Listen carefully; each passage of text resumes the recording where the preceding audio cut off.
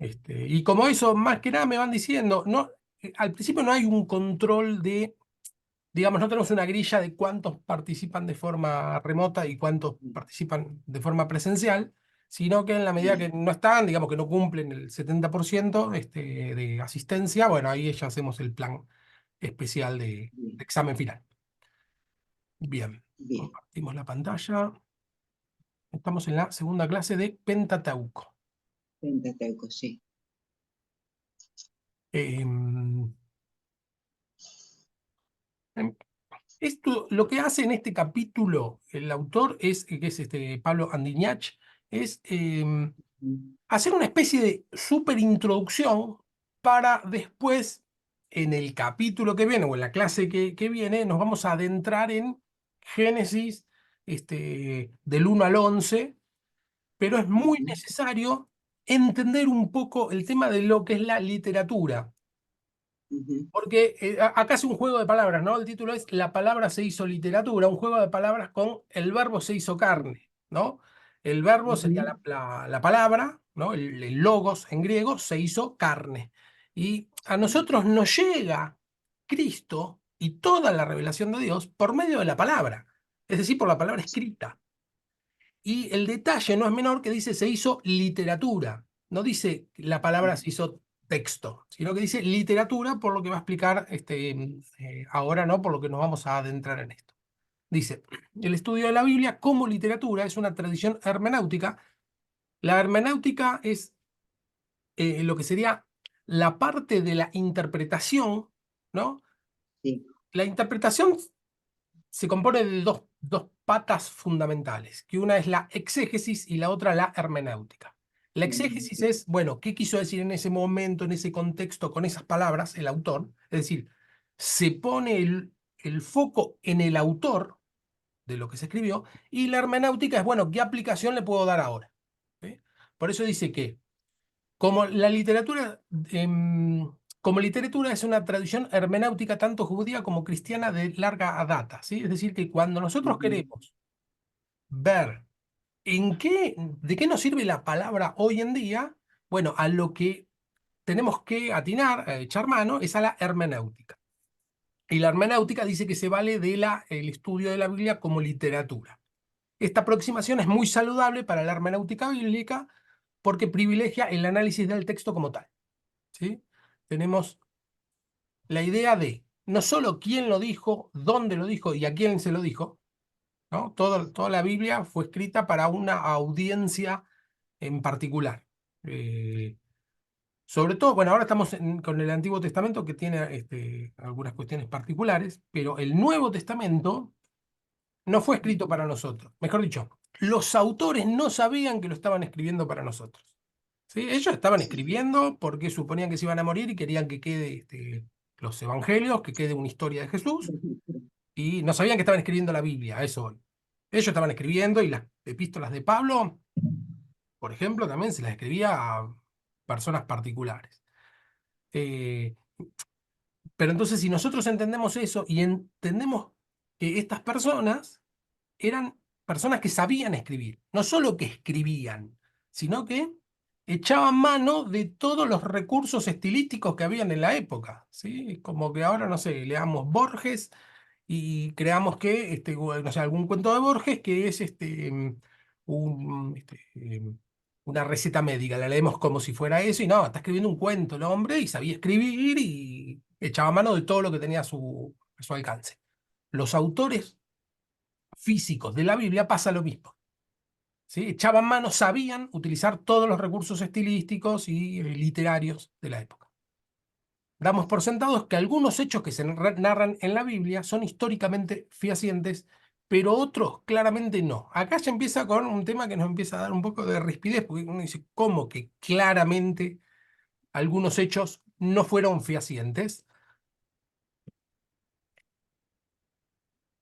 Y Ujú, no, no, acá no puse los ejemplos. Hechos, por ejemplo, que son claramente que no son fehacientes, claramente, es, por ejemplo, creo que lo dimos la semana pasada, cuando dice que el mar se echó atrás cuando vio el poder de Dios, ¿no? Dice, el mar mismo, al verlo, se retrotrajo.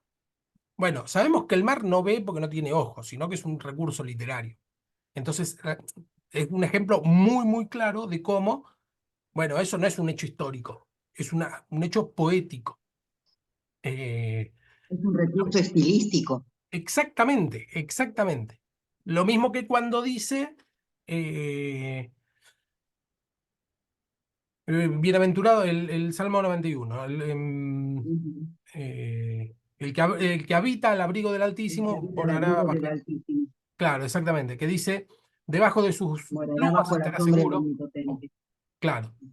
Bueno, no estamos, digo, Dios no tiene plumas, sino que es un Ujú. recurso que, bueno, representa a un ave que cuida a sus polluelos de esa misma manera. De hecho, hay un texto que dice, ¿no? Que de la misma manera que el ave cuida a sus polluelos, así nos cuida el Señor.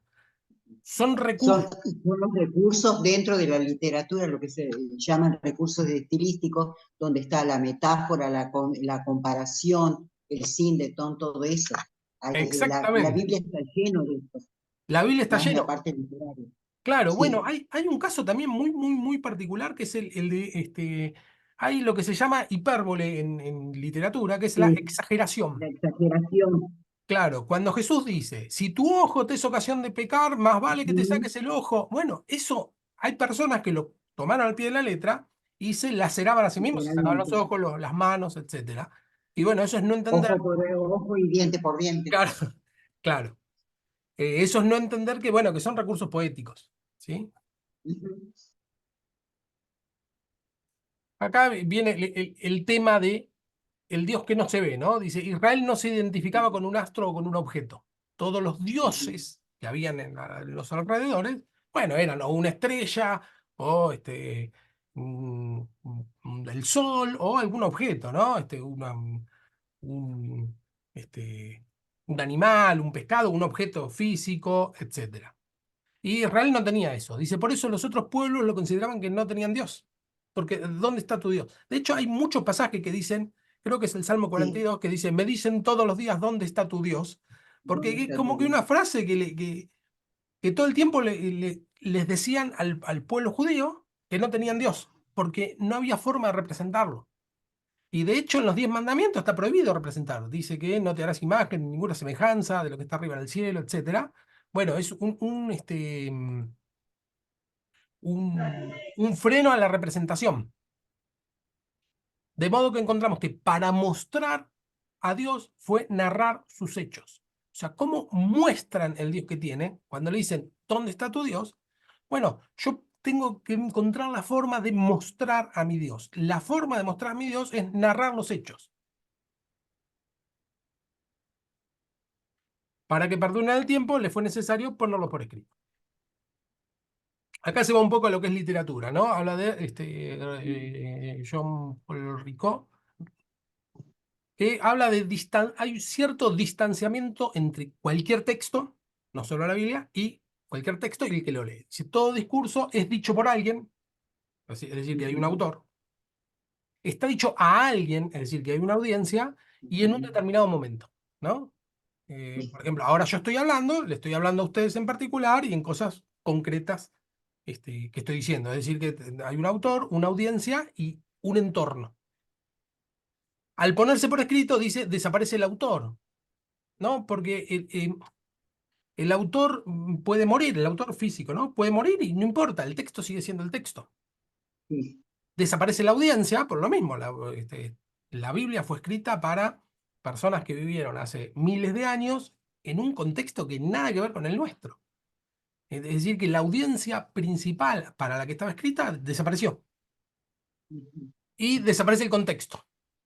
¿Sí? Nosotros no estamos en el antiguo Cercano Oriente, no estamos en el siglo I o en el siglo VIII antes de Cristo, y bueno, estamos en este contexto. Es decir, que al ponerse por escrito, las distancias que menciona este autor son que, bueno, ya no tenemos el autor, ya no tenemos la audiencia, ya no tenemos el contexto, por lo tanto, lo único que queda es el texto.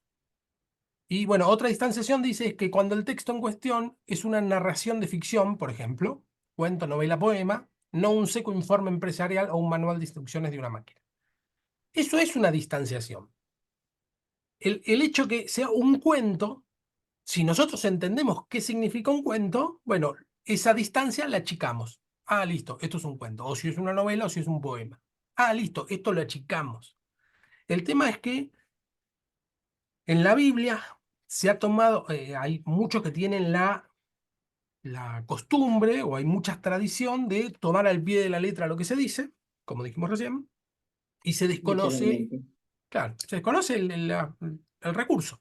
¿Sí? Y un caso muy, muy típico es el Apocalipsis, que Ujú.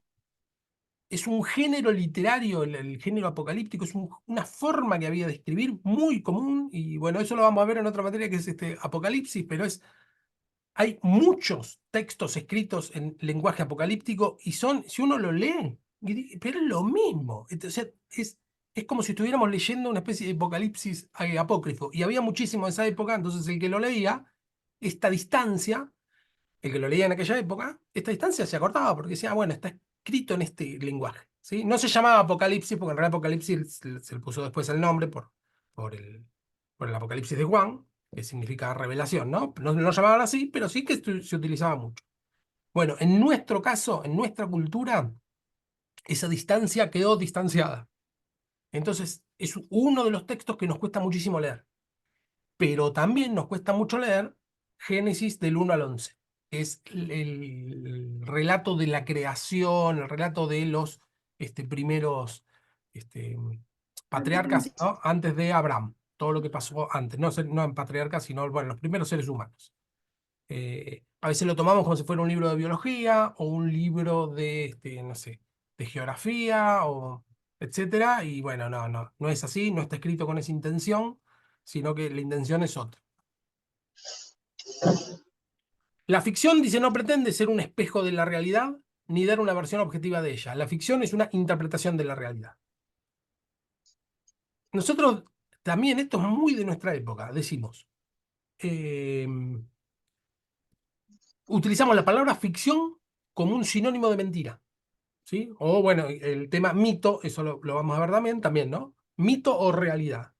Bueno, el mito es un género literario donde dice verdades, no son mentiras lo que dice. Lo que pasa es que el género en sí mismo no refleja la realidad de una manera objetiva, sino que hay una interpretación de la realidad. Entonces, eso lo tenemos que saltar para poder entender cuando está ficcionada la realidad. En la Biblia estamos hablando. Sí. Como obra literaria la recrea, dice la ficción, ¿no? Como obra literaria la recrea y ofrece una opinión sobre lo que se narra. Esa condición de obra literaria la independiza de la historia factual, es decir, la historia de hecho. Los hechos objetivos, tal como, por ejemplo, lo debería escribir un informe policial. ¿Sí? A veces suceden cosas. Bueno, a veces narramos la interpretación de lo que sucede, no lo que sucede en sí mismo. Lo mismo pasa en la Biblia. Que generalmente no es importante lo que sucedió factualmente, sino lo importante es qué significado o por qué sucedían tal o cual cuestión, cuál es el propósito de Dios por determinadas cuestiones. Para permitirle crear un mundo del texto donde los actores y situaciones tienen una razón de ser intrínseca al texto y están en función de un determinado mensaje. El punto es que hay un mensaje en la Biblia y ese mensaje los autores humanos, ¿no? El autor de la Biblia es el Espíritu Santo, ¿no? Es el que inspira en la persona que va a escribir, inspira en él, por eso es palabra de Dios viva y eficaz. Ahora, la persona que está escribiendo echa mano de los recursos para poder transmitir el mensaje, que sea de la mejor manera el mensaje. Y muchas veces utiliza recursos. En una obra literaria, el sentido no consiste en la reproducción llana y automática de la realidad, sino que sugiere su recreación, donde a través de un lenguaje figurado, metáforas, símbolos, personajes, actos simbólicos, etc., se ofrece una visión profunda y comprometida de la realidad. Por eso, una obra de ficción o un poema participan de una densidad en su aproximación a la realidad ausente en un mero... Repito. Una obra de ficción o un poema representan tienen una aproximación a esa realidad muy distinto de lo que sería un informe periodístico. Porque el informe periodístico lo que necesita es objetividad y nitidez, es decir, sacar lo más posible lo subjetivo, aunque nunca se llega, ¿no? Pero es el ideal es que sea lo más objetivo posible en un informe periodístico o un informe policial. Es decir, narrar los hechos tal cual. Ahora, en cualquier otra aproximación, lo que se busca, sobre todo en textos donde yo quiero transmitir un mensaje espiritual, lo que se busca es, no se olvide de la objetividad porque no importa el objetivo, sino que lo que importa es el mensaje espiritual que estoy tratando de transmitir. Y para eso, sí o sí, necesito interpretar lo que sucede. Más allá de cualquier elucubración, dice que hagamos de cualquier sistema teológico que deseemos fundamentar o refutar, y aún más allá de cualquier idea que tengamos de lo que es o representa la Biblia, debemos confrontarnos con la realidad de que la Biblia es un texto para ser leído. ¿Sí? Sí, más allá de, bueno, sí, nosotros entendemos que la Biblia muchas veces nos da aliento, esperanza, que es el Espíritu Santo el que nos infunde, lo que va a decir es que es un texto la Biblia y que eso nosotros lo olvidamos muchísimo. Hay algo yo tengo, porque yo a veces uso, acá justo no tengo, que son los tesoros bíblicos o la de las ovejitas. Ajá, Aparece, claro, un sí. texto. Bueno, eso está bien para algún momento, pero la realidad es que la Biblia no fue escrita para ser recortada y sacar frases del contexto, sino que fue escrita para que leamos textos, porque entendemos la realidad de esos pequeños parrafitos en el contexto general. Entonces, si nosotros tenemos un texto de todo lo puedo en Cristo que me fortalece, por poner un caso, y entendemos el contexto porque ya lo leímos, está bárbaro. Si le sacamos el contexto, lo que puede pasar es que entendamos justamente lo contrario. ¿Sí? Es decir, que de hecho hay muchos que creen eso, ¿no? Que Filipenses 4:13, todo lo puedo en Cristo que me fortalece, creen que es, no voy a tener ningún fracaso porque todo lo puedo en Cristo que me fortalece. Todo lo que intente me va a ir bien porque todo lo puedo en Cristo que me fortalece. Y en el contexto, Pablo dice todo lo contrario, exactamente lo opuesto a eso. Dice, puedo tener hambre, como puedo estar saciado, puedo estar,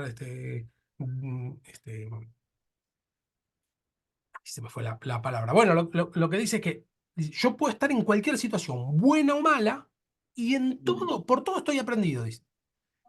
Así como padecer persecución, como no padecerla, las dos cosas. Y después dice, bueno, todo lo puedo en Cristo que me fortalece. Es decir, bueno, puedo tener a Cristo y que me vaya mal. Es eso lo que está diciendo. No importa si me va mal, dice el apóstol Pablo, porque puedo soportar que me vaya mal. Ahora, si nosotros tomamos ese texto sacado de contexto y decimos, bueno, si me va mal es porque algo estoy haciendo mal, porque yo en Cristo todo lo puedo, bueno, no, es que estamos leyendo mal el texto. Por eso dice que la Biblia, lo importante de la Biblia es leer, el texto es un texto para leer, no es una frase. El lector siempre pone de sí mismo al leer un texto. Esto también es algo que nosotros Ujú, ponemos en la Biblia. La Biblia nos da a nosotros, pero es inevitable que nosotros pongamos de nosotros al leer. Y pone un par de ejemplos que son muy gráficos, ¿no? Dice, impacta sí, igual la palabra hambre al que la conoce o conoció que quien nunca ha padecido esa experiencia. ujú, Y la verdad que no. La- el que alguna vez pasó hambre o el que está pasando hambre no le va a pegar igual la palabra hambre que al que nunca padeció. Y, la palabra ciudad, dice, no es lo mismo para alguien que vive en las grandes urbes, que tal vez es una pesadilla la ciudad, que para alguien que vive en el campo, ujú, que tal vez lo idealiza. Lo mismo al revés, ¿eh? Alguien que vive en la ciudad tal vez idealiza la palabra campo y el que vive en el campo dice, ya estuvo bien de naturaleza, ¿no? No es lo mismo la misma palabra, a una persona le entienden o interpretan de una manera, eso por poner casos muy generales, ¿no? Después hay casos más de orden psicológico. Hay muchas personas que tuvieron malos padres y les cuesta mucho reconocer a Dios como padre, ¿no? Entonces tienen que hacer un cambio, porque la primera vez que escuchan la palabra padre, les trae una carga muy negativa, cuando o escuchan o se refieren a Dios como Padre, sí, pero es una carga muy negativa. Entonces tienen que reaprender qué es un buen padre, ¿no? Pero entonces la misma palabra padre, por ejemplo, no es lo mismo para alguien que tuvo un buen padre que alguien que tuvo un mal padre. Y bueno, acá pone el ejemplo, por ejemplo, la palabra sol, lo mismo, ¿no? No es lo mismo alguien que vive, no sé, en el centro de África, donde el sol pega que te morís, que alguien que vive en el Polo Norte, donde, bueno, el sol es una cosa rara y un poquito cálida, que te da aliento y decir, uy, qué bueno que hay sol. Ahora, el que vive en una zona árida y el sol a las 2 de la tarde te mata. ¿Sí? Mm. Es una carga, la misma palabra sol. Por eso dice que el lector pone esas y otras palabras y realidades que evoca el texto una carga importante de su experiencia personal. Cada uno de nosotros tenemos una experiencia personal y lo leemos con esa experiencia, no nos podemos despojar de esa experiencia. Ujú.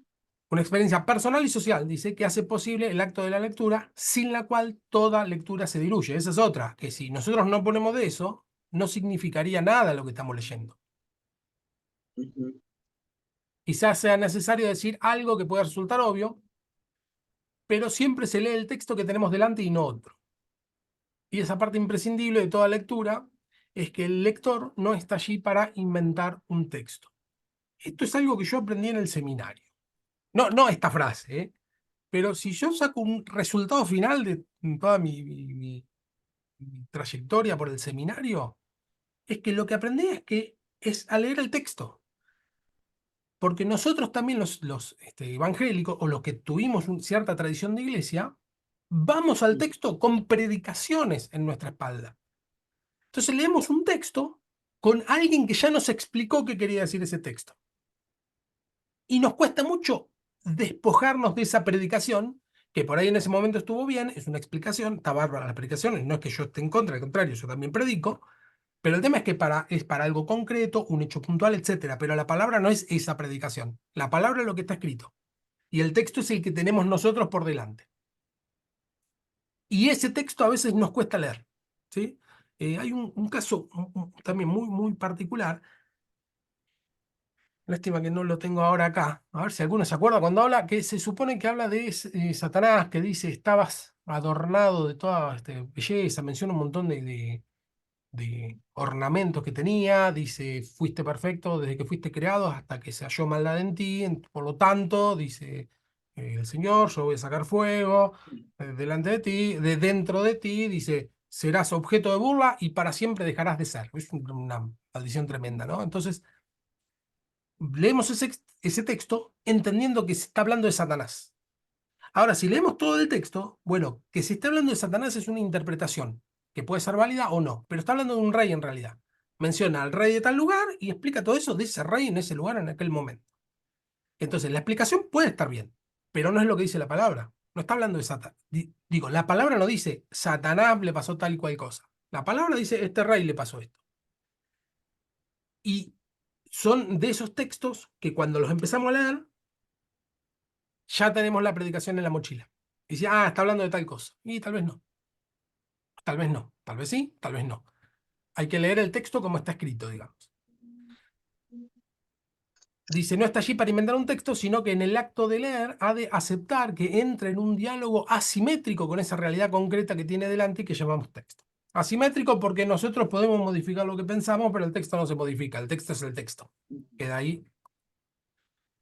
Tenemos un texto y un lector, pero estas dos partes que convergen en el acto de leer, texto y lector, no son iguales ni tienen la misma función. Ya hemos expuesto más arriba esas raras características de los textos de permanecer inalterables al paso del tiempo y de las inclemencias del espacio. El texto sigue siendo el mismo, mientras que inclusive nosotros vamos cambiando. Y Ujú. tal vez por eso, o es una de las características, es que la misma palabra que leímos hace 10 años, la interpretamos de una manera y después de 10 años la interpretamos de otra, no porque el texto haya cambiado, sino porque nuestras circunstancias cambiaron.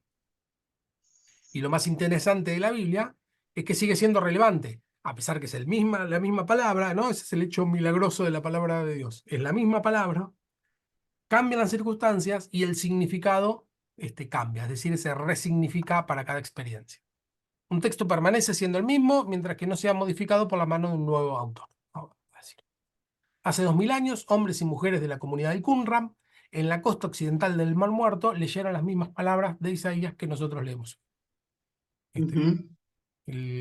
Claro, el Qumran son unas cuevas que se descubrieron, creo que si no me equivoco, en mitad del siglo pasado o más. No sé si década del 70, 80. Eh, por los pastores que tiraron y rompieron una vasija y ahí estaba todo Isaías, tal cual lo tenemos, eran los rollos escritos. Tal Sí, cual. eso en el seminario estudiamos. Ah, Sí, sí, sí, sí.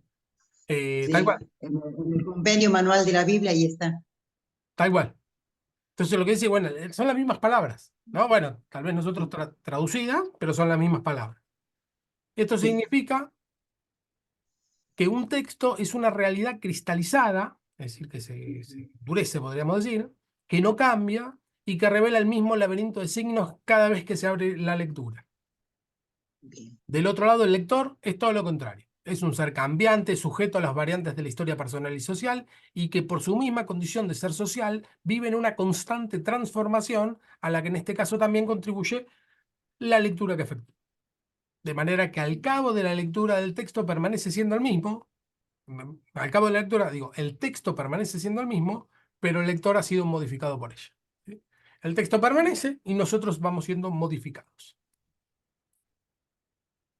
En el discurso técnico o científico se transfieren conocimientos, pero los textos de índole literaria apelan a revelar experiencias, sentimientos e interpretaciones, ¿no? Esto es interesante. Un discurso técnico científico apela al conocimiento, va a lo que es lo mental específicamente, tratando, como dijimos recién, de evitar toda sugestión o sentimientos, ¿sí? Tratar de sacar los sentimientos lo más que se puede.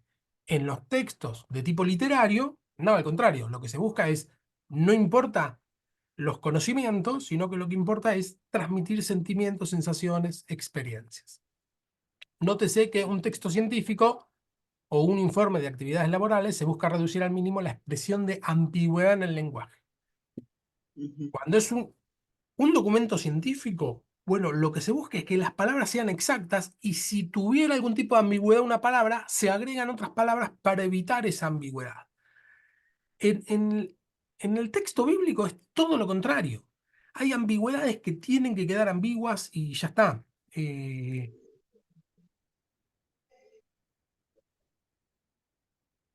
Más adelante vamos a ver cómo es que está bien que quede ambigua. En los textos literarios, y la Biblia es uno de ellos, la ambigüedad y la polisemia es cuando una palabra significa muchas cosas, ¿no? Son Sí, tiene mucho partes significado. regulares del discurso y lejos de ser un defecto, percibimos que enriquecen el acto de hablar. ¿Sí? La polisemia es decir, bueno, esto que dice puede decir dos cosas. Sí. Eh, este es el problema que tenemos con las traducciones. Los idiomas originales en que fue escrita la Biblia, ¿no? El Antiguo Testamento fue escrito en hebreo y algunas partes en arameo, y el Nuevo Testamento en griego. Hay palabras que Bien. significan dos cosas, pero a veces Ujú. no hay una palabra en castellano que también signifiquen esas dos mismas cosas, sino No. que el traductor tiene que elegir una de las dos, ¿sí? Y entonces termina siendo injusta la traducción a veces, injusta, pero no por ineficacia del traductor o este, por o por mala pericia, sino que lo que es imposible porque no hay en el idioma dos palabras una palabra que signifiquen esas dos mismas cosas o tres mismas cosas. Esto es así porque en la medida que son testimonios de experiencias vitales, no pueden eludir la ambigüedad y la cadencia propia de la vida humana y de la historia. Al leer la Biblia, no estamos introduciendo nuestras vivencias humanas en el texto y eso Ujú. y eso oscurece el mensaje propio de Dios, no. Nosotros introducimos nuestra experiencia, pero eso no oscurece el mensaje. Y acá va a dar cinco este, conclusiones al respecto. La elección de Dios es la de comunicarse con los seres humanos de un modo en que ellos entiendan y en el ejercicio de esa vocación lo hace del único modo efectivo.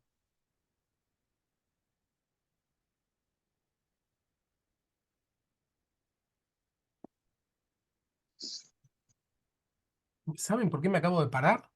Porque me di cuenta que no puse a grabar la clase. Ah, Tengo otra, pero no la puse a grabar, no, no. No, estoy compartiéndolo. sí, no, está grabando. ¿Estoy grabando? No lo veo. Sí, dio la Ah, dijo. opción que Ah, teníamos bueno. que Sí, aceptar. acá parece que está Sí, grabando, sí, Ah, profe. está listo, listo, grabando. genial, genial. Acá no lo veo. Ay, Me suele aparecer un rec que ahora acá justo no lo veo. sí, Bueno, sí, entonces, profe. Sí, bien, sí, bien que estamos grabando, confirmado. listo. No dije nada. Ay, qué susto, qué susto. Me ha pasado, No, ¿eh? no, no, sí, está grabando. Me ha pasado más de Sí. una vez. Eh, bien. Si Dios hubiera optado por un lenguaje, lo que dice es esto. Bueno, lo que busca Dios es un lenguaje afín a la experiencia humana, un lenguaje que entendamos. Y dice esto, si Dios hubiera optado por un lenguaje celestial, depurado de vestigios terrestres, sería un lenguaje inhumano e incomprensible para nosotros. El, Ujú, el, el- la forma en que Dios se comunica es de la forma que nosotros entendamos. Esto lo habíamos visto la semana pasada, ujú, de cómo Dios sí, dice, Dios, digo, en la Biblia se menciona esto de abre las compuertas de los cielos, porque entendía que la tierra estaba en una esfera, una especie de globo de aire, alrededor todo de agua, arriba, abajo, todo agua. Entonces, bueno, se brotaban las aguas de abajo, si se abrían las compuertas, caía la lluvia, etcétera. sí, Bueno, para explicar Dios o para dar a entender que la bendición de la lluvia para la cosecha, que es una bendición, tiene que ver con un acto de bondad de Dios, dice que abre las puertas de los cielos. Es, digamos, el abrir es justamente lo contrario de lo que ocurre cuando llueve. Nosotros, que ahora tenemos otro conocimiento sobre por qué se producen las lluvias, que el contrario de abrir es justamente que lo que hace es presionar, ¿sí? La presión atmosférica hace que se, el vapor se convierta en pequeñas gotas, luego en gotas más grandes y finalmente caigan, se precipiten al suelo. Bueno, no podemos decir que ese texto o los textos donde Dios dice que abre las compuertas de los cielos está caduco, ya no sirve o es un error. No, no. Dios quiso comunicar algo a ese pueblo de manera comprensible y Dios se va revelando de forma progresiva. Recién había dicho Linda el tema de el ojo por ojo, diente por diente. Es un buen caso eh, de revelación progresiva. Dios dice, eh, por piedad, dice en el Antiguo Testamento, que el que te saca un ojo, le tenés que sacar un ojo, el que te quita un diente, le tenés que dar un diente, pues dice eso, ¿no? Si te mata un buey, le tenés que mandar un buey, si a un hijo, le tenés que matar un hijo. Uno dice, bueno, pues es una locura, o sea, si vos me sacas un ojo, yo te tengo que sacar un ojo a vos, ¿dónde está la piedad en eso? Bueno, la piedad está en lo siguiente, en que generalmente lo que se hacía en esa época es que si vos me sacas un ojo, yo te mato. Y si vos me matas a mi hijo, yo te mato a toda la familia. Y si vos me matas a un buey, yo te prendo fuego toda tu casa. Es decir, que lo que terminaba pasando es que iba en una escalada de violencia donde la respuesta siempre era peor de lo que había sucedido. Entonces, en un acto de piedad, Dios dice, no, no, no. Si a vos te hicieron uno, vos no hagas dos, vos haces uno. ¿Sí? Esa es la primera revelación, donde es una especie de sosegate, tranquilo. Lo mismo que te hacen, tenés que hacer. Después en Cristo lo que hace es completar esa revelación donde dice, Jesús dice, oyeron que les dijeron, está hablando del Antiguo Testamento, oyeron que les dijeron ojo por ojo, diente por diente, pero yo les digo, no resistan al que es malo. Antes al que te quita la capa, dale también la túnica, el que te obliga a ir una milla, anda dos. Lo que está diciendo Jesús es, digamos, completando la revelación que inició en el Antiguo Testamento, la completa diciendo, bueno, ahora ya te sosegaste y ya entendiste que si te hacen uno no tenés que hacer dos. Bueno, ahora no solo que si te hacen uno no tenés que hacer uno, sino que eso, ¿no? No busques venganza por tu propia cuenta. Ya no lo hagas. Lo que te dijimos era el primer paso. Ahora viene el segundo paso. Así en todo. La revelación la revelación de Dios es progresiva, paulatina. En la Biblia la vemos que comienza en el Antiguo Testamento, con los patriarcas, con la creación, etcétera, y se completa en Cristo, ¿sí? En Cristo termina lo que sería la revelación de todo lo que necesitamos saber, no es que está todo revelado. O sea, hay cosas que no lo sabemos, pero evidentemente no era necesario que lo sepamos. Por eso no se revela. En Cristo tenemos todo lo suficiente. Pero además de eso, cuando nosotros leemos, también es progresivo. Si nosotros llegamos a la iglesia, este, drogadictos, ladrones, ¿no? Vamos a suponer una persona, ¿no? Llega, que, bueno, no puede con la droga, sale a robar, engaña a la mujer y, no sé, le pega a los hijos. Entonces llega a la iglesia y Dios no le dice, bueno, ahora deja de drogarte, deja de engañar a tu mujer, deja de pegarle a tus hijos y, no me acuerdo qué otra cosa dije, ¿no? Por ahí Dios le dice, bueno, ya no le pegues más a tus hijos. Esa revelación primera que tiene. Una vez que alcanza eso, dice, bueno, ahora viene lo siguiente, es nuestra vida cristiana. Si en un momento nosotros decimos, ya está, ya no tengo más nada que modificar, es que ya no estamos escuchando la palabra de Dios, es así. Porque siempre hay algo que modificar, porque es progresivo. No es que lo anterior no servía, sino que no nos cae de entrada toda una especie de reglamento que hay que cumplir sí o sí para poder acceder a la presencia de Dios. Las narraciones bíblicas son palabras humanas, pero son las que Dios ha elegido para darnos su palabra. Son palabras humanas, pero son las que Dios eligió. El mensaje surge de confrontar el texto con la realidad del lector y su comunidad, y es una palabra que cala hondo en la vida del lector. ¿Sí? Tenemos la palabra, la realidad que tenemos nosotros. Al confrontar la palabra con la realidad es donde llega el mensaje. ¿Sí? La palabra en sí misma sería vacía si no lo aplicamos a nuestra realidad. Dice, porque se va el texto con preguntas, angustias, desafíos, y nos revela que esas realidades no son ajenas a las experiencias impresas en los relatos. Nosotros vemos que hasta, no sé, el héroe más grande de la Biblia, fuera de Jesús, tenemos a Moisés, digamos, los más grandes, Moisés y David, no sé si hay otro, bueno, y el apóstol Pablo. Y vemos que cada uno de ellos tienen 1000 defectos, ¿sí? Se mencionan los defectos. No se esquivan, no se ocultan los defectos eh, de las personas que se relatan en la Biblia. ¿Por qué?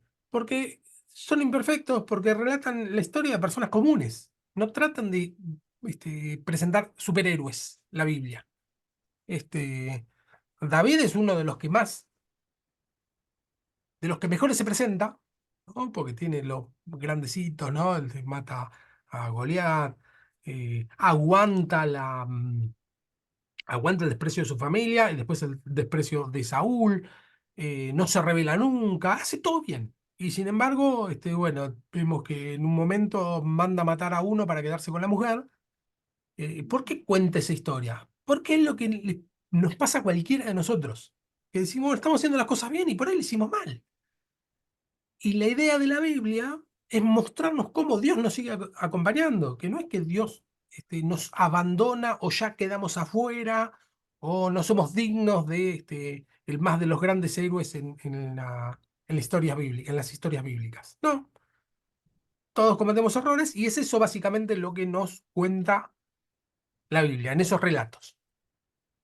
Las fibras íntimas del lector hacen amistad con determinadas fibras del lector que se activan, perdón, fibras de texto que se activan y provocan la irrupción del sentido. Eso lo dice de una forma poética. Así el texto y su mensaje pasan a tener, para el lector, un valor existencial y concreto. Punto 3. La tercera observación consiste en constatar que la Torá se asume a sí mismo como una obra tal cual Dios habla a su pueblo. Esta condición de texto sagrado es un dato textual que no depende de la opinión del lector. ¿Sí? Es un dato textual. Por supuesto que puede no aceptarse esa condición del texto y leerlo de manera profana, pero la narración lleva implícita esa condición y su carácter de texto dado por Dios.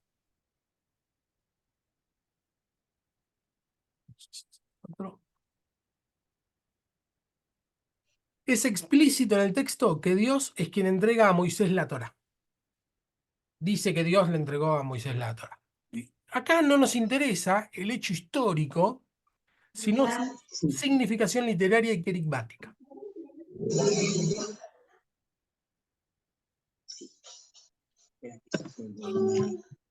Y lo que está en el nivel de la narración se entiende, y lo que está en el nivel de la narración se entiende es que la Torá completa estaba inscrita en aquellas tablas. La Torá completa es el Pentateuco, que es lo que estamos estudiando. Y Moisés escribe todo el Pentateuco en 2 tablas. Es eso básicamente lo que está diciendo. ¿Todo el Pentateuco lo escribió en 2 tablas? Bueno, el autor acá en Iñachi lo que va a decir es, no importa. Lo que importa es que teológicamente estaban ahí. Teológicamente ahí estaba toda la Torá. Punto.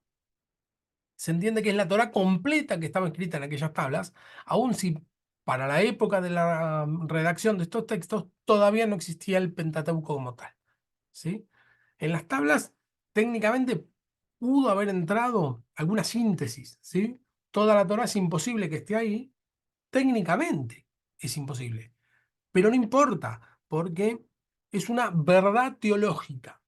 ¿Sí? Dios revela a Moisés su andar con él y la escribe en la Torá. Y la escribe en las tablas, perdón. Es interesante que la crítica bíblica señaló como prueba de que Moisés no era el autor del Pentateuco el hecho, entre otros, de que no pudo haber narrado su propia muerte como lo hace en Deuteronomio 34. Esto lo vimos la semana pasada. Bueno, hay cuestiones por las cuales bueno, es imposible que Moisés lo haya escrito. Hay algunas cuestiones que son dudosas que las haya escrito, como por ejemplo cuando dice que es el más grande de todos los profetas. Bueno, qué poco humilde uno diría. Es poco creíble que lo haya escrito Moisés, y otros que son imposibles, como como narrar su propia muerte. Eso es lisa y llanamente imposible. Hoy ya no discutimos la historicidad y reconocemos las fuentes y estratos literarios que constituyen el Pentateuco, pero aquel argumento con que se abrió la puerta de esta comprensión es falaz. Sacar esa conclusión revela falta de sensibilidad literaria.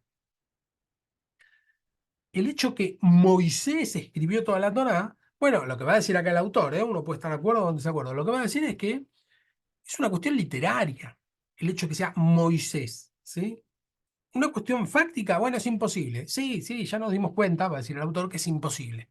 Obvio que es imposible que haya relatado su propia muerte, y lo más probable es que no haya puesto por escrito casi nada en comparación de todo lo que está escrito en la Torá. Sin embargo, lo importante es el significado teológico, que Dios elige a las personas, que Dios libera a las personas, que Dios acompaña a las personas. En Moisés lo está contando, ¿no? Narra la historia de Moisés y así como lo hace con Moisés, lo hace con cada uno de nosotros. Por eso es, bueno, a Moisés le dio todo eso. Dice, porque es obvio que nadie puede narrar su propia muerte, pero lo que se afirma al declarar que Moisés escribió la ley, ¿no? En Deuteronomio 31-24, es una declaración teológica que poco tiene que ver con la veracidad histórica de los hechos narrados. Es cierto que una lectura literal y superficial entiende a Moisés labrando al dictado de Dios las leyes de las tablas, pero eso es una interpretación que empobrece el mensaje. ¿Sí? La idea de Moisés sentado, tallando tablas, escribiendo en el principio creó Dios los cielos y la tierra, ¿no? Escribir todo eso hasta el final, hasta su muerte. Bueno, eso empobrece la interpretación, va a decir. Empobrece la interpretación del mensaje. El mensaje es otro. Nos tenemos que salir de eso, de esa idea. No es que nosotros en particular la tengamos, pero lo que dice acá el autor es eso. Es decir, bueno, no discutamos quién lo escribió. Obvio que no lo escribió Moisés desde un punto de vista fáctico, pero desde un punto de vista teológico, el que lo escribió es Moisés. Y eso lo entendemos si entendemos que la Biblia es una obra literaria. La cuarta observación tiene que ver con el canon. El canon se le llama a la colección de libros que conforman la Biblia, o la colección de libros que conforman el Antiguo Testamento y la colección de libros que componen el Nuevo Testamento, ¿sí? Hay libros que no están en la Biblia, por eso se les llama que están en otro canon, o en griego deuterocanónicos, que es en otro canon. Al acercarnos al texto bíblico, le reconocemos cierto tipo de autoridad a sus páginas. Sea cual sea la comprensión que se tenga de lo que es un canon, lo que sí afirmamos es que hay entre sus páginas un marco general de unidad que da coherencia al conjunto. Por eso dice, bueno, el canon, no importa lo que tengamos en cuenta que es el canon, que son los libros que componen la Biblia, bueno, lo que sí entendemos es que hay coherencia dentro del conjunto. Porque algunos dicen, ¿y por qué este libro no se agregó? ¿O por qué está este libro? ¿No? En el caso del Antiguo Testamento tenemos el caso de Esther, que eh, no se menciona a Dios. ¿Estoy bien con ese? Sí, se lo menciona apenas. No, no se lo menciona casi. Cuando dice Mardoqueo, dice, ¿quién sabe si para esta hora? Dice, si en esta hora callas por completo, alivio vendrá de otro lado, pero quién sabe si para esta hora no has venido al reino. Uno entiende que el alivio vendrá de otro lado es Dios va a traer alivio de otro lado, pero no dice la palabra Dios. Es decir, que es un libro que omite la palabra Dios. Entonces algunos dicen, ¿por qué está en el canon? En el Nuevo Testamento tenemos un libro que está en el canon que eh, ay, se me fue el nombre. Lutero lo quería sacar del Nuevo Testamento, que es el libro de Santiago. El libro de Santiago tiene una particularidad que es que no menciona a Cristo, salvo en el principio, que se menciona como siervo de Cristo, el que está escribiendo, pero en el cuerpo del libro no solo no menciona a Cristo, sino que es un libro que entra perfectamente en el Antiguo Testamento. No habla de que si los no judíos podían ser cristianos, no habla de ningún de los problemas que había en la época en que se escribió, ¿no? Si quién era Cristo, no habla nada, no hace cristología. Entonces Martín Lutero quería sacar el libro ese, entre otras cosas además, porque equilibra un poco el tema de la gracia, ¿no? El libro de Santiago habla bastante de las obras, ¿no?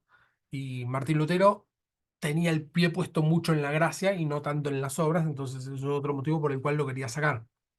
Pero la pregunta es, ¿por qué está este libro acá? ¿No? ¿O por qué falta este otro libro? Bueno, la respuesta que va a dar acá el autor es, bueno, lo que sí podemos afirmar es que hay coherencia entre todos los libros que hay.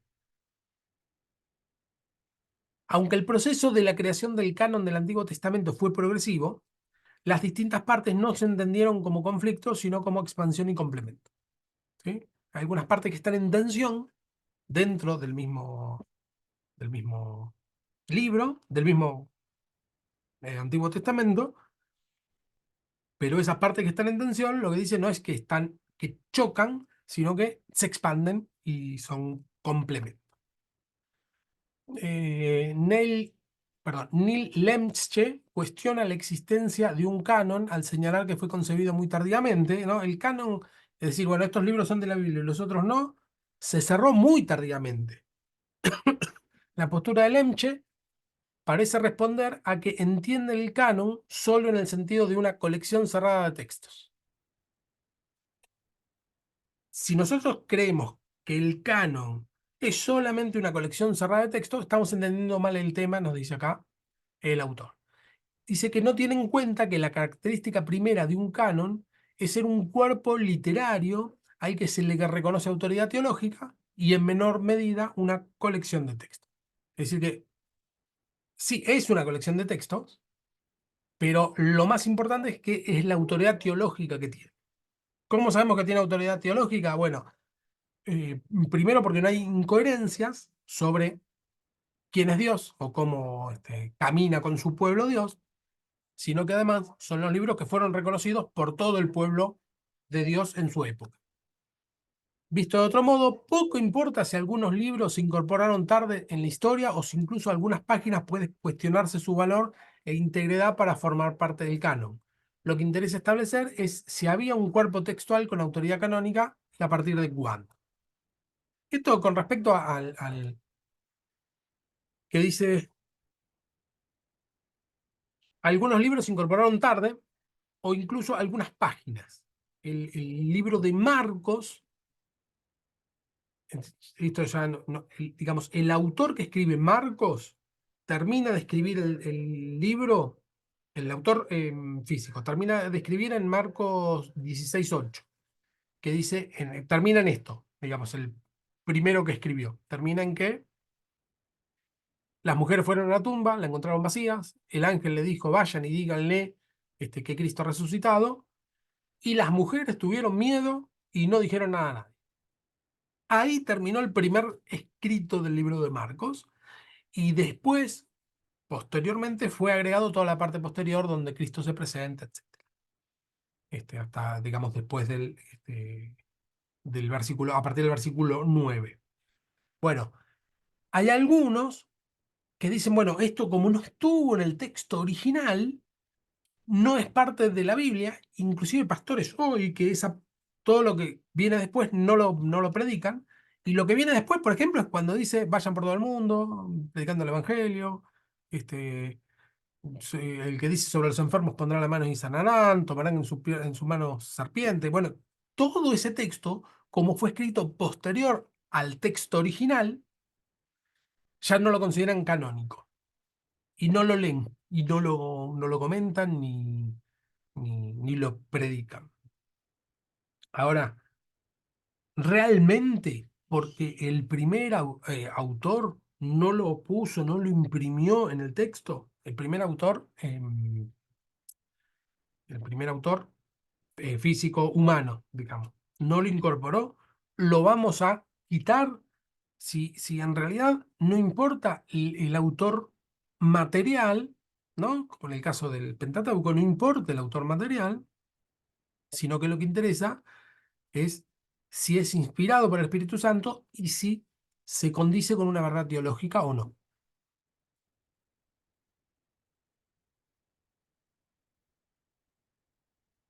Lucas 11:50, dice Jesús, el 50-51. Por tanto, a esta generación se le pedirá cuentas de la sangre de todos los profetas derramadas desde el principio del mundo, desde la sangre de Abel hasta la sangre de Zacarías, que murió entre el altar y el santuario. Tenemos cómo se compone la Biblia judía, lo vimos un poco la semana pasada. Tenemos primero la Torá, que son lo que estamos estudiando ahora, el Pentateuco, Génesis, Éxodo, Levítico, Números, Deuteronomio. Después tenemos los profetas, o Nevi'im, que son Josué, Jueces, Primera y Segunda Samuel, digamos, es un solo libro que está dividido en dos rollos porque es muy grande. Reyes también está dividido en dos partes, es un solo libro que es Reyes, pero como no entraban los rollos, se divide en dos. Isaías, Jeremías, Ezequiel y los 12 profetas menores, ¿no? Oseas, Joel, Amós, Abdías, Jonás, Miqueas, Nahum, Habacuc, Sofonías, Ageo, Zacarías y Malaquías. Y después los escritos. Los escritos son Salmos, Proverbios, Job, Cantar de Cantares, Ruth, Lamentaciones, Eclesiastés, Esther, Daniel, Esdras, Nehemías. Estos libros están divididos en dos partes, Esdras y Nehemías, pero es el mismo libro. Crónicas, ¿no? Crónicas también es un solo libro. No es Crónicas 1 y Crónicas 2 como lo tenemos. Es decir, que para la Biblia judía, vuelvo para atrás, era la Torá, Nevi'im y Ketuvim, ¿sí? La ley, los profetas y los escritos, en esas tres partes. Empieza con la Torá y termina con los escritos. Empieza con Génesis, para adelante, empieza con Génesis y termina con Crónicas. Para la Biblia judía, el orden es ese, empieza en Génesis igual que nosotros, pero el último de los libros es Crónicas. Y acá viene el detalle, dice que Abel, el asesinato de Abel está narrado en el Génesis y el de Zacarías en 2 Crónicas 24, 20, 22. El primer asesinato en la Biblia judía es Abel y el último asesinado en la Biblia judía es Zacarías. Es decir que cuando dice, para que ambos nombres sea el primero y el último, es necesario considerar que Jesús conocía las Escrituras en el orden que hasta hoy la comunidad judía las mantiene, que consiste en colocar al final del libro, al final el libro de Crónicas. Bueno, lo interesante es que, bueno, acá comprobamos el orden que había. Lo segundo interesante es que todo el Antiguo Testamento ya Jesús lo tenía como tal. Habíamos visto que muchas veces Jesús menciona, estos son la ley y los profetas, ¿sí? La Torá y los Nevijín. Y los escritos, que es el último de los cuerpos que se agrega, pareciera, si leemos solo esos pasajes, pareciera que Jesús no los conocía, no los consideraba o no se leía. Pero en este texto, cuando dice, bueno, a todos los profetas, van a tener que dar cuenta por la sangre de todos los profetas, desde Abel hasta Zacarías, ahí ya se entiende que tenían acceso y consideraban como autoritativos, como canónicos, todos los libros que están desde Génesis hasta Crónicas. Es decir, que el Antiguo Testamento que tenemos nosotros, de la misma manera los tenía Jesús. Y punto 5 dice, creo que es una de las bases más importantes del estudio cita el libro de Hebreos, Hebreos 8:6. El libro de Hebreos habla mucho de lo sacerdotal. Es una epístola, se supone, o un discurso, o una predicación. No se sabe bien eso qué es, no se sabe quién es el autor, etcétera. Pero habla mucho del Antiguo Testamento. Dice 8:6. Pero el servicio sacerdotal que Jesús ha recibido es superior al de ellos, está hablando de los sumos sacerdotes, así como el pacto por el cual es mediador es superior al antiguo. El pacto es antiguo al de Cristo, es mejor que el antiguo, puesto que se basa en mejores promesas. Hebreos 8:7. Efectivamente, si el primer pacto hubiera sido perfecto, no habría lugar para un segundo pacto. Pero Dios, reprochándole los defectos, dijo: vienen días, dice el Señor, en que haré un nuevo pacto con la casa de Israel y con la casa de Judá. No será un pacto como el que hice con sus antepasados en el día de lo que los tomé de la mano y los saqué de Egipto, ya que ellos no permanecieron fieles a mi pacto y yo los abandoné, dice el Señor. Este es el pacto que después de aquel tiempo haré con la casa de Israel, dice el Señor. Pondré mis leyes en su mente y las escribiré en su corazón. Yo seré su Dios y ellos serán mi pueblo. Ya no tendrá nadie que enseñar a su prójimo, ni dirá nadie a su hermano: conoce al Señor, porque todos, desde el más pequeño hasta el más grande, me conocerán. Yo le perdonaré sus iniquidades y nunca más me acordaré de sus pecados. Y dice 8:13, este es el texto clave. Al llamar nuevo este pacto, ha declarado obsoleto al anterior, y lo que se vuelve obsoleto y envejece ya está por desaparecer. Bien. El texto de al llamar nuevo ese pacto, que tiende viejo al pacto anterior, tiende a desaparecer, es el motivo por el cual tenemos la Biblia separada en dos: antiguo pacto y nuevo pacto. Es a partir de esta lectura de Hebreos por el cual llamamos antiguo a los textos de Génesis a Malaquías y se editan de manera separada nuevos testamentos, es decir, nuevos pactos, por considerar la escritura cristiana por excelencia y por tanto superior a las antiguas. Nosotros tenemos el antiguo pacto y el nuevo pacto. Y esta idea de nuevo pacto viene a partir del texto de Hebreos 8. Pero no supone, va a decir acá el autor, esto tiene que ver con lo que decíamos hoy, ¿no? De acercarnos al texto leyendo lo que está escrito y no lo que por tradición tenemos. El texto dice, no supone la redacción de un nuevo texto en lugar del antiguo, ni reemplazar un pueblo por otro. Lo que dice, bueno, acá en Hebreos no está diciendo que el antiguo pacto es una colección de libros que van separados del Nuevo Pacto, que es otra colección de libros. Para nada. La Biblia es una sola. Acá el hecho de separarlo en Antiguo Pacto y Nuevo Pacto, la colección de libros, es tradicional. Digamos, el separarlo de esa manera es una cuestión redaccional de ponerle el título adelante, Antiguo Testamento, y ponerle en el medio, cuando empieza la parte de Cristo, Nuevo Testamento. Técnicamente hablando, esos títulos o esas separaciones no son bíblicas. Es decir, en los mismos textos no está escrito que hay un cuerpo de libros que tienen que estar separados de otro cuerpo de libros. Esto es lo que plantea acá el autor, que me parece muy interesante, porque lo que dice es bien claro: el antiguo pacto queda obsoleto y el nuevo pacto consiste no en otro cuerpo de libros, sino que consiste en que sus palabras van a estar en nuestro corazón. Él va a escribir en nuestro corazón su palabra, y eso tiene que ver con la venida del Espíritu Santo, el sello del Espíritu Santo, y cómo nosotros entendemos la palabra a partir del Espíritu Santo. Es decir, que el nuevo pacto es el Espíritu Santo viviendo en nosotros. No es la separación de colecciones de libros. Andy Neach es un profesor exégeta del Antiguo Testamento, y lo que va a decir es: hacemos mal en separarlo, como si hubiera una escala de valores dentro de la Biblia. Sí que tenemos una revelación progresiva, es decir, no es lo mismo lo que está escrito en Génesis que lo que está escrito en Apocalipsis, porque la revelación va siendo progresiva, pero esta separación le parece caprichosa o le parece fuera de lugar, porque en ninguna parte dice que deberíamos separarlo así. Claro que en Cristo hay una revelación máxima, y sí, bueno, hay una especie de superluminosidad en el texto, pero para él la Biblia es una sola.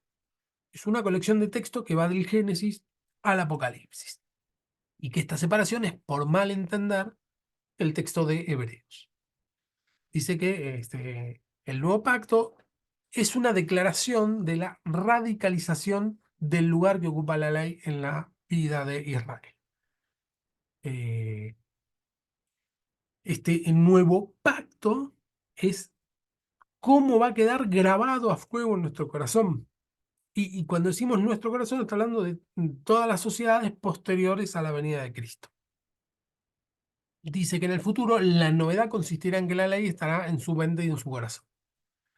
Esa es la novedad del nuevo pacto. Que la ley, según lo que está escrito, ¿no?, en Hebreos, que la ley va a estar escrita en la mente y en el corazón nuestro. No es que va a haber un cuerpo de libros que relaten otras cosas y que tenga un estatus superior. Bueno, hasta acá la clase de hoy. Esta es la tarea para la semana que viene. Profe, una Sí, pregunta. sí, Por Karina. eso mayormente nos recordamos ciertos pasajes bíblicos sin el contexto, porque quedan grabados así en nuestra mente y el corazón, como dice. A ver si se entendió bien la pregunta, No lo entendí. el comentario. Por ejemplo, cuando dice que queda grabado en nuestra mente y nuestro corazón, Sí. mayormente recordamos más las promesas, las cosas, y no el contexto entero de dónde viene esa promesa en general. A eso me refería. A ver, ¿se entendió? La verdad Vio que que usted, sí, sí, sí. vio que usted explicó que mayormente encontramos cierto versículo, vendría a ser de la Biblia, y Sí. tenemos una Ah, está bien. predicación encima sobre ese versículo, Sí, ¿no es cierto? Por eso es lo que yo le sí, preguntaba. Mayormente, como queda grabado, como dijo usted, en nuestra mente y corazón, es verdad. mayormente, eso quería comentar. Sí, sí, sí, es Yo verdad. le, Sí, sí. decime, Clau. No, yo también le iba a hacer la misma pregunta, porque vio que hay una Biblia de promesas, Sí. Sí, esas es lo son, mismo. claro, Sí, el tema es que para mí no fue escrita así, no fue escrita con esa intención. Ahí está la Biblia de promesas, y después está la Biblia donde las palabras de Jesús es que están escritas en rojo, como sí. realzando las palabras de Jesús. Desde mi punto de vista es un error, porque las palabras de Ujú. Jesús no son más importantes que el resto de las palabras que están en la Biblia. Que el contexto por el cual Jesús lo dijo, claro. No, el contexto y partes en que Jesús ni habló. Mejor dicho, Jesús es la palabra hecha carne. Es decir, que cuando nosotros leemos Isaías, estamos leyendo a Jesús. No hace falta poner que las palabras que dijo Jesús tienen otra importancia o ponerlas en rojo o ponerlas con otra especie de sobresalto, porque es hacer una especie de canon dentro del canon. Es lo que dijo el Jesús histórico, el Jesús que estuvo acá en la tierra, tiene más importancia que la palabra de Dios dada en Génesis. Y no si es palabra de Dios igual y tiene la misma autoridad, porque es el mismo Jesús. La palabra escrita, se hizo carne en Jesús. Es el mismo Jesús. Cuando nosotros leemos, eso es Jesús. ¿Sí? Jesús hizo carne, resucitó y sigue siendo, resucitó en carne, pero en el momento en que fue escrito, cuando dice en el Génesis 1:1, que dice que en en el principio el Espíritu de Dios, ¿no? Andaba sobre las aguas, dice, y dijo Dios. El dijo es la palabra de Dios, dijo. Entonces ahí tenemos el Espíritu. El Hijo, cuando dice la palabra es Cristo. Por eso esa es la revelación de Juan, cuando hace una especie de paráfrasis o algo por el estilo, que dice, en el principio, vuelve a hablar del principio, en el principio era el verbo, es decir, era la palabra, y la palabra estaba con Dios, la palabra era Dios, y la palabra se hizo carne. ¿Sí? Y nosotros lo vimos y lo tocamos, etcétera. Lo que está diciendo es, bueno, esa palabra que estaba desde el principio, la palabra de Dios, es lo más físico de Dios, entre comillas. ¿Sí? Lo que nos llega a nosotros. Nosotros a Dios Padre no lo podemos ver, no lo podemos imaginar, no podemos hacer nada que no sea por el Hijo, porque el Hijo es la revelación en el Antiguo Testamento, es la palabra de Dios y después ya se hace se hace carne, ¿no? Se revela tanto que se hace carne. Eh, Amén. sí, sí, por eso para mí resaltar las promesas o resaltar las palabras de Cristo o resaltar, para mí está mal porque no es darle continuidad a la idea. Y bueno, es toda la palabra de Dios. Igual que lo que dijo usted hoy, creo que se decía las perlitas, esa que no sacaba, iba a una casa y sacaba una Claro, promesa y te ibas con eso recontento, pensando que claro. iba a ser tan así.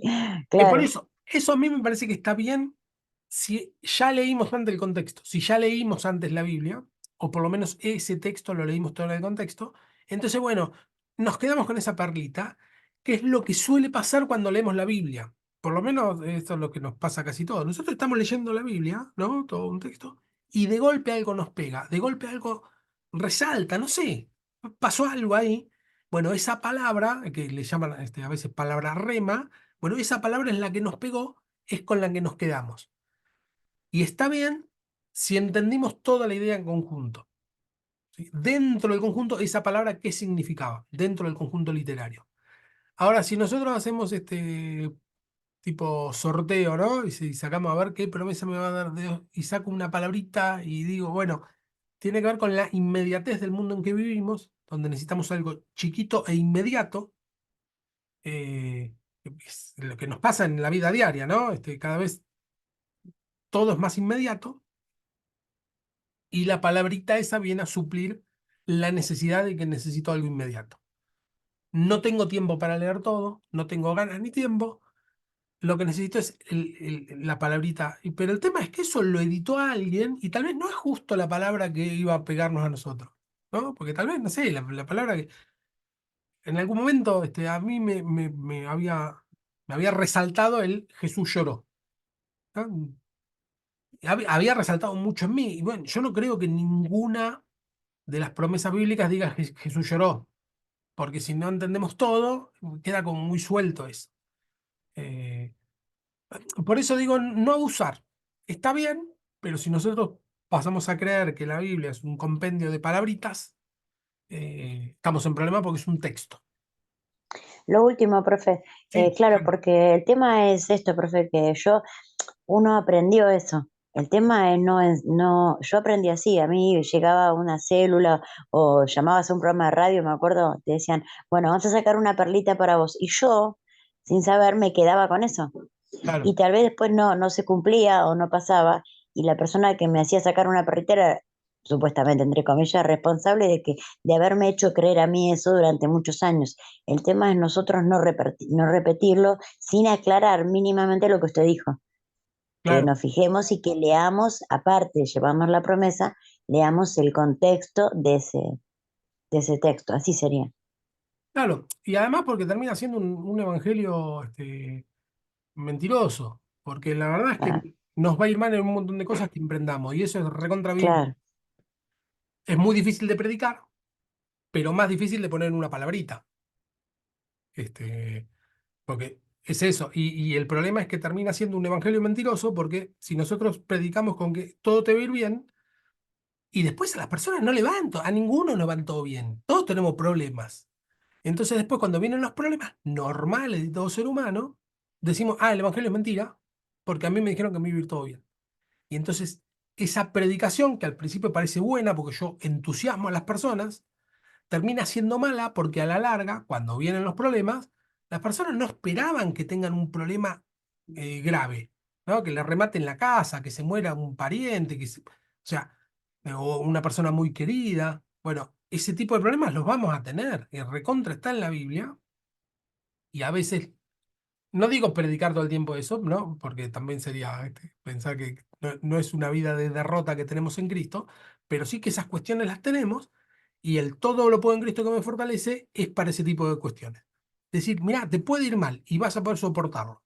Eso es todo lo puedo en Cristo, no es todo te va a ir bien, porque todo lo puedes en Cristo, ¿no? Es, te va a ir mal, es muy probable. En Hebreos 11 es otro caso muy típico que dice por la fe, cuando habla de la fe.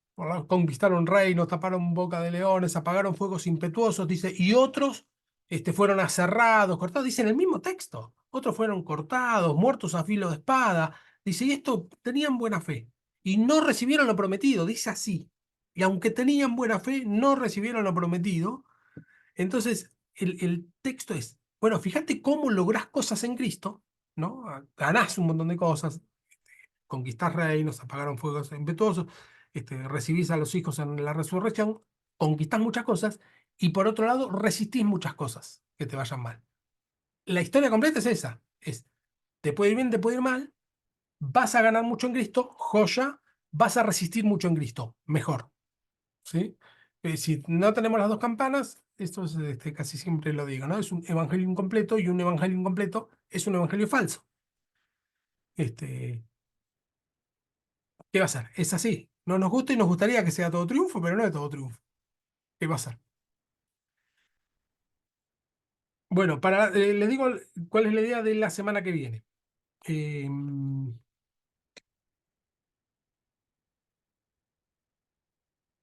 Tenemos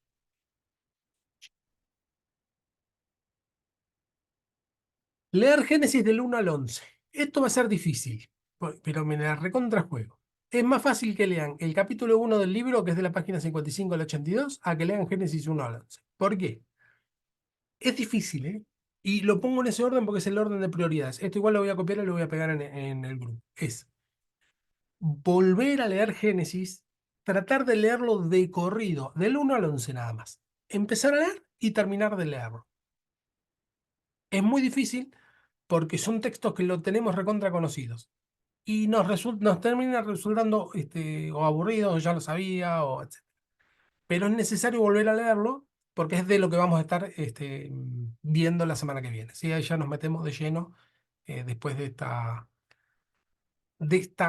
especie de introducción. No es una introducción porque en realidad es importante ver que el tema de que es un texto escrito, que es necesario leerlo, bueno, ahora lo ponemos en práctica, que es leer el texto, ¿sí? Se puede considerar una unidad Génesis del 1 al 11, ¿sí? Después cambia la historia. A partir del 12 aparece el padre de la fe y cambia la historia. Empieza la historia de una familia. Después de la historia de la familia empieza la historia de un pueblo.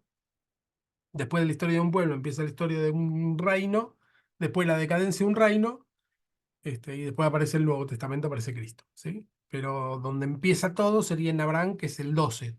Todo lo anterior, esto creo que lo vimos la semana pasada, habla de la humanidad en general, no habla del pueblo judío, ni hebreo, ni mucho menos. Así que bueno, si pueden para la semana que viene, tenerlo bien fresquito, Génesis del 1 al 11, que es lo que vamos a estar trabajando. ¿Les parece? Amén, amén, buenísimo. Bueno, bien, Amén, amén, profe. genial. Bueno, em, ¿alguien que quiera orar para despedirnos?